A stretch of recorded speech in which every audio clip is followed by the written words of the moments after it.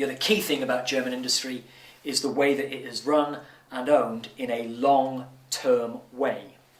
So in the German model, industry is generally kind of cross-owned with finance. So banks own large slices of industry, industry will own large slices of banks, so through an interlocking system of mutual ownership.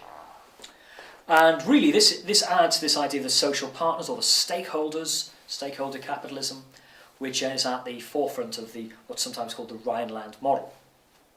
And the idea is that the banks have a long-term engagement with industry.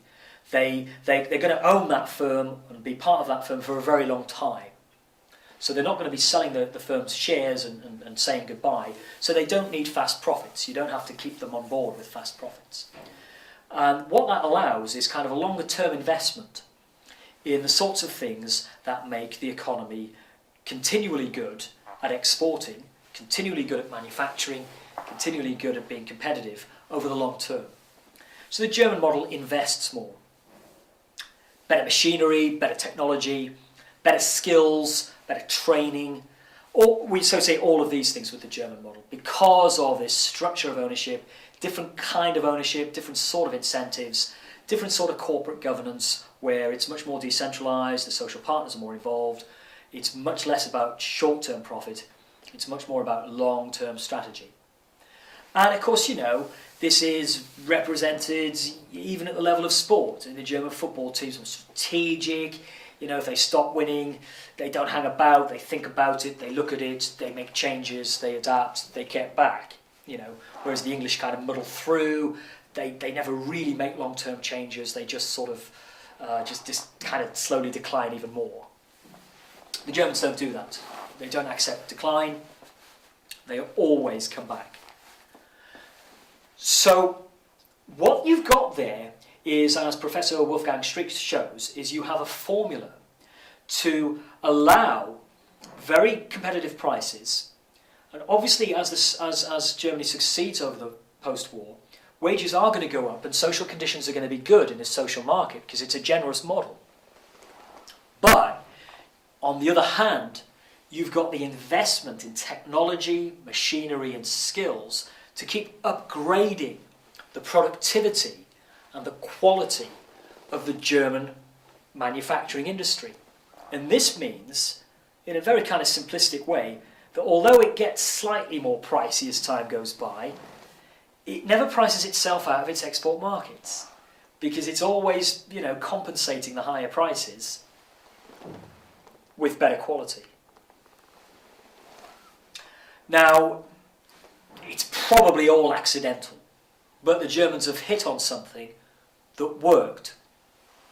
I say worked because when Germany was reunified in 1989, 1990, and the East German economy became part of Germany, this posed a major challenge to the German model. You couldn't impose West German conditions in East Germany. People weren't productive enough. You couldn't pay them the same. You couldn't give them the same welfare deal. So guess what? Here's what the Germans did. They did give them the same deal.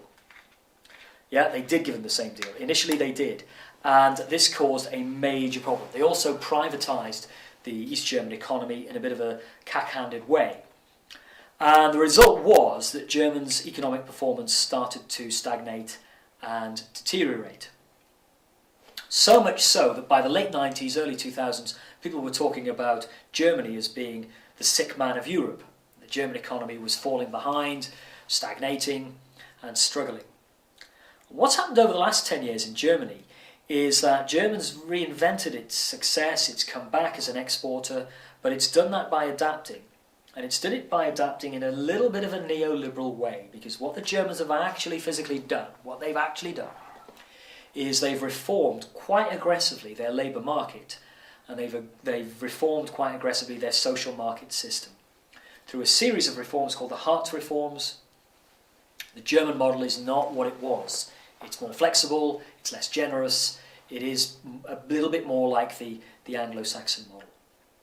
So those neoliberal tendencies I was talking about with Germany are kind of on the rise and they're coming back. And Germany remains very good at engineering, very good at manufacturing, etc. But it is becoming more short-termist, more ruthless, more competitive through the Anglo-Saxon method? Well, the challenge for Germany and Europe is fairly clear. It's to try to get as much of the social market as they can and minimise the reform.